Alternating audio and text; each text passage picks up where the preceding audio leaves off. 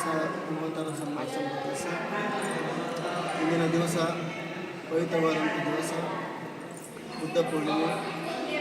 ಈ ಒಂದು ಪೂರ್ಣಿಮೆಯು ಜಗತ್ತಿನ ಎಲ್ಲ ರಾಷ್ಟ್ರಗಳಲ್ಲಿ ಒಳ್ಳೆ ರೀತಿಯಲ್ಲಿ ಆಚರಣೆ ಮಾಡ್ತಾ ಇದ್ದು, ಈ ಒಂದು ಸಂದರ್ಭದಲ್ಲಿ ಕೊರೋನಾ ರೋಗದ ಕಾರಣದಿಂದಾಗಿ ಭಾರತದಲ್ಲದೆ ಇನ್ನಿತರ ರಾಷ್ಟ್ರಗಳಲ್ಲಿ ಕೂಡ ಸರಳವಾಗಿ ಸಾಮಾನ್ಯವಾದಂಥ ರೀತಿಯಲ್ಲಿ ಹೆಚ್ಚಿನ ಸಮುದಾಯ ಸೇರುವಂತೆ ಕಾರ್ಯಗಳು ನಡೀತಾ ಇದ್ದು, ಇಂಥ ಒಂದು ಸಂದರ್ಭದಲ್ಲಿ ನಾವು ಜಗತ್ತಿಗೆ ಮಂಗಳವನ್ನು ಹೇಳುತ್ತೇವೆ.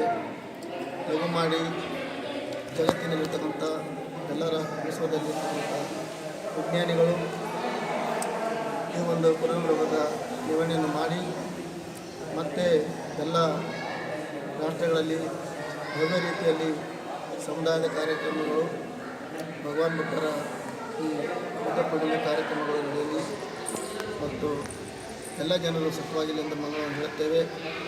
ಏಕೆಂದರೆ ಭಗವಾನ್ ಬುದ್ಧರ ಜನ್ಮವು ವಿಶ್ವಕ್ಕೆ ಕಲ್ಯಾಣಕಾರಿಯಾಗಿರುತ್ತದೆ.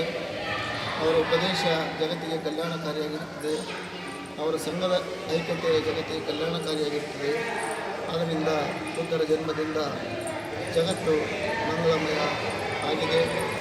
ಯಾವ್ಯಾವ ರಾಷ್ಟ್ರಗಳಲ್ಲಿ ಬೌದ್ಧ ಧರ್ಮ ಇದೆ, ಯಾವ ಸಮಾಜದಲ್ಲಿ ಈ ಸಂಸ್ಕೃತಿ ಆಚರಣೆ ಇದೆ, ಅವರೆಲ್ಲರೂ ಸುಖವಾಗಿದ್ದಾರೆ.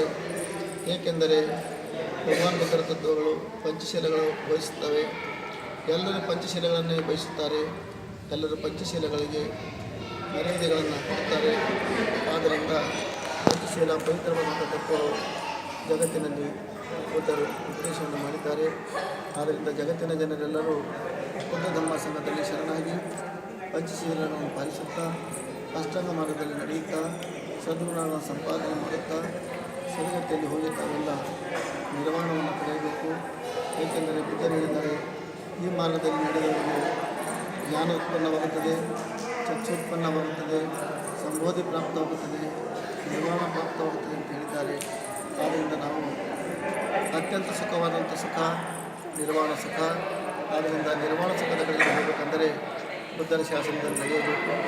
ಆದ್ದರಿಂದ ವಿಶ್ವದ ಮಾನವರೆಲ್ಲರೂ ಬುದ್ಧರ ಕಡೆಗೆ ಬರಬೇಕೆಂದು ಇವತ್ತು ನಾವು ಈ ಧಮ್ಮ ದರ್ಶನ ಭೂಮಿ ವೈಶಾಲಿನ ಆಣದ ಬುದ್ಧ ವಿಹಾರದ ಮೂಲಕವಾಗಿ ಇಲ್ಲಿ ನಡೀತಕ್ಕಂಥ ಆಚರಣೆಯ ಮೂಲಕವಾಗಿ ಮತ್ತು ಇಲ್ಲಿ ನಮ್ಮ ಅಕ್ಕಪಕ್ಕದಲ್ಲಿ ನಡೀತಕ್ಕಂಥ ಕಾರ್ಯಕರ್ತರು ಎಲ್ಲರೂ ಸೇರಿ ಈ ಒಂದು ಸಂದೇಶವನ್ನು ಜಗತ್ತಿಗೆ ಕೊಡ್ತಾ ಇದ್ದೇವೆ.